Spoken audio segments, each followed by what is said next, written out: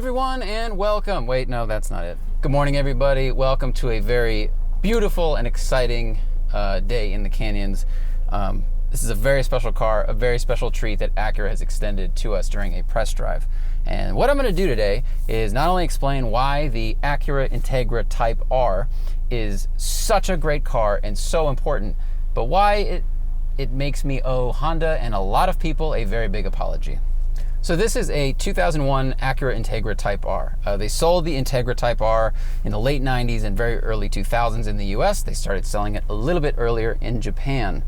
And it's a really special thing, okay? The engine is a 1.8 liter four-cylinder that makes 195 horsepower and 130 foot-pounds of torque.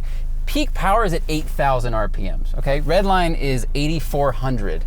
And the peak torque is around 6 grand. So everything is in the upper power band. You know, anything you've ever heard about Honda four-bangers, having to rev the crap out of them, this is kind of, it's not where it started, but this is the best example of that, and one of the greatest engines they've ever made. At the time it came out, it was making more horsepower per liter than the McLaren F1, than the Ferrari 355. It was making more horsepower liter than basically anything. It weighs 2,600 pounds. It cost $24,000 back in 2001, which is about 35 grand today. Cheaper than the current Civic Type R, mind you, even before the markup. It was more expensive than a Civic Si or a Mustang GT by about $7,000. But as I'm going to explain on this drive, it was worth the money, and the money went somewhere good. It's early in the morning, the sun is very directional. You're going to see a lot of shadows happening. I'm sorry. So in the 90s, Honda and Acura really decided they wanted to go racing. They wanted to go Group N racing in Group N, and they also wanted to compete in the World Touring Car Championship. So they needed a car to do it, and they decided the Integra was the one. It's a little shorter than the Civic. It's a little lower than the Civic, a very slightly smaller wheelbase. It also looks better, doesn't it? It looks really cool, low coupe. So they wanted to go racing. They wanted to go winning, more importantly. And when Honda sets their mind to something, they do a really good job. They're great engineers. If they want to make a reliable minivan, it's going to be great. If they want to make a reliable commuter car, it's going to be great. And if they want to make a race car, it's going to be great. And so they did. They took the Integra and they did a whole bunch of amazing motorsports modifications to it. They stiffened the chassis in a lot of places. They added metal around the roof rain gutters and other places to make these stress points stronger. But at the same time, they made it lighter. They took out sound deadening. They took out vanity mirrors. They took out air conditioning. It was an option. They made the car as light as possible. It was 90 pounds lighter than the Acura Integra GSR. It was 2,600 pounds without any air conditioning bolted in. You know, competitor at the time, GTI, was like 3,300 pounds. Audi A4, I think, was even heavier. So they took a bunch of weight out. They added a strut bar across the front. They added a clever strut bar in the back, leaving the trunk really useful, but strengthening that back end. They added a bunch of bracing in the back. There's so much reinforcement in this car. If Britain had had the amount of reinforcement that this car has, our money might not have George Washington on it right now. Okay, but the magic, well, there's two elements of magic. The engine, 1.8 liter inline four, it's the B18C. It was built with traditional hot rodding engine building technology, okay? It had higher compression pistons, lighter rotating assembly, lighter valves, a better intake than the GSR. The exhaust was larger, more perfected. It flowed 30% more than the GSR's exhaust, which is a lot. Every head was hand ported and polished. That meant they couldn't really make that many of these because it took a lot more time. That's why we only got about 3,600 of them in the United States, which is fewer than E30 M3s. They built this car like you'd build a race car, okay?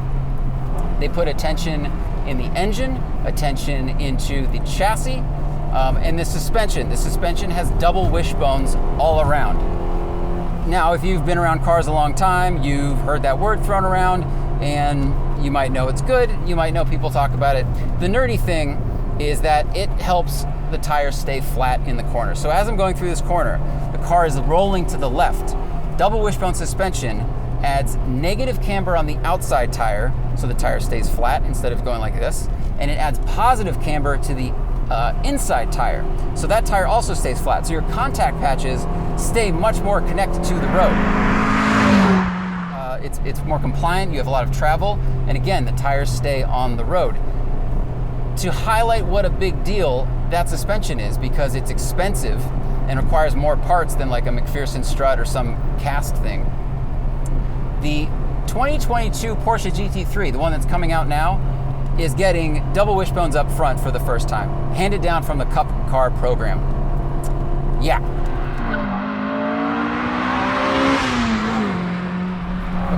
And the result of all this tech and engineering and brilliance is probably the best driving front-wheel drive car ever.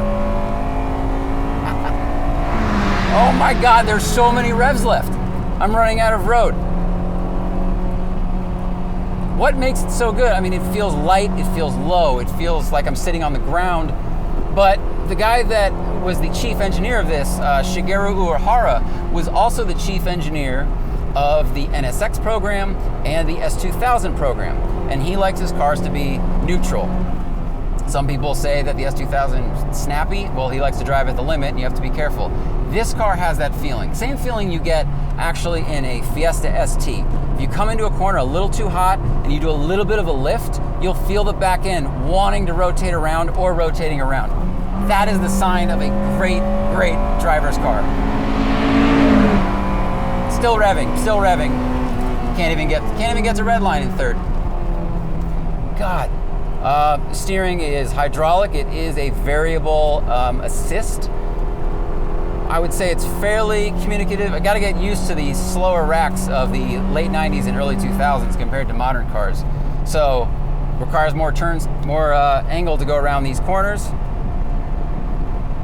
I don't know, it's light at times and it's heavy at times. It is adjustable, height-wise, unlike the S2000. What an idea. Transmission, close ratio 5-speed. Feels great in the hand, super accurate. You've probably heard a lot of people like myself talk about how good the Civic Type R's shifting is, how accurate it is. You understand where that came from. I know exactly where the front and back of the throws are. I know where they are from side to side. God, and ergonomically, this car is excellent. I feel like I'm sitting low in it. I have tons of visibility because this is long before they cared about pedestrians and crashing and hitting people. So the hood is really low and just drops away. Shifter is right where my hand wants it to be. Armrest is great. I mean, everything, this car is really comfortable. And it's roomy and it's useful. The seats fold down. It's got a normal trunk, even with that strut tower brace, because it goes across the bottom and the back. I mean, the Acura Integra had been around in America for a while, but then they decided to make a great one. And the GSR was a good one. It was quick. But this has 25 or 35 more horsepower. It's lighter. It's more focused. The whole chassis is stronger. The suspension components are better. That's what makes a great car great, is when you improve every little bit of something that is already good. So they wanted to go racing, right? Well, it paid off for them. This car won 6 drivers' championships in the World Touring Car Championship, 4 manufacturers' title, the first of which was Acura's first manufacturer's title in that series, I think. I'm not sure if it's A series or that series. Yeah, it worked. The experiment worked. You want to go racing, you build a great car, you go racing, and you win. There's no better story than that. That's why homologation cars are great. If you're looking at buying a car and it says this was built for homologation, you should buy that car, because that means the company put lots of extra money, resources, and brain power into that car, and the result is going to be something far more magical than the rest of the stuff they make, even if the other stuff they make is good. So, the apology. I brought up earlier, I owe Honda and a lot of people an apology. Well, in high school, I was really into muscle cars. I grew up going to hot rod shows. I liked the noise. I liked the shape. I just liked them. I don't know why. And I was reading every car magazine I could subscribe to, but for some reason I gravitated towards those. And I became that guy who called front-wheel drive wrong-wheel drive, who sneered at Hondas and imports when they'd go drag racing because the engines were too small. I was that guy. I was in this tribe, and I had subscribed to this idea that big displacement, noise, and V8s were the way to go. And I was driving twisty roads at the time, but for some reason I didn't have any friends in my town at all. No, I didn't have any friends that had Civics. My town wasn't that big. The car culture was much more geared toward hot rods. So I didn't have anyone show me like, hey, these actually handle really great. So I had this 65 Pontiac that I thought was really fast, and it had a 400 Pontiac engine in it that made lots of noise. And then one day, a friend of mine bought a Mark II Rabbit that had a cage, stripped interior, and was meant for autocross. And we went drag racing, and I got destroyed bus lengths between the two of us. And that's when I learned what power to weight was. And then I started to appreciate that car, and I started riding and driving in that car. And then I got really excited about just the nuances of handling and braking and how agile a car could be. And I realize now that I had missed out on this entire experience of modern cars that handle well because I was stuck in one place thinking that was the best thing to do. So I owe a lot of kids, well, a few kids in high school, an apology. I owe Honda an apology for how I talked about them back in the late 90s.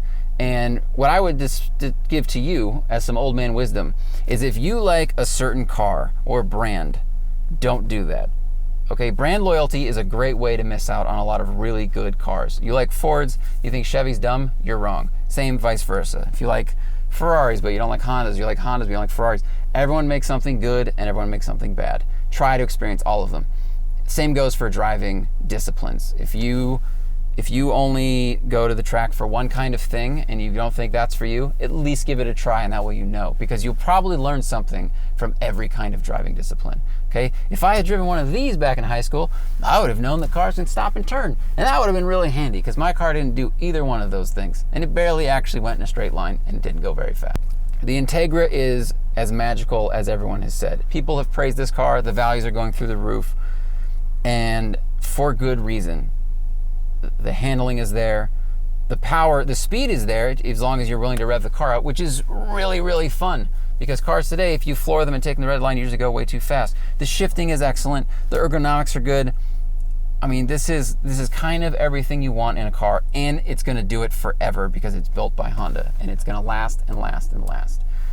These have gotten really expensive. If you can afford one, buy one. If you can't afford one, find someone with a well-modded GSR. And if you're stuck in the rear-wheel drive world and you think front-wheel drive is dumb, drive it on a twisty road with a well-set-up car and at least know what it feels like, because it's a lot of fun. So thank you guys for watching. Thank you to Acura for giving me the time with this car. This thing has 5,400 miles on it.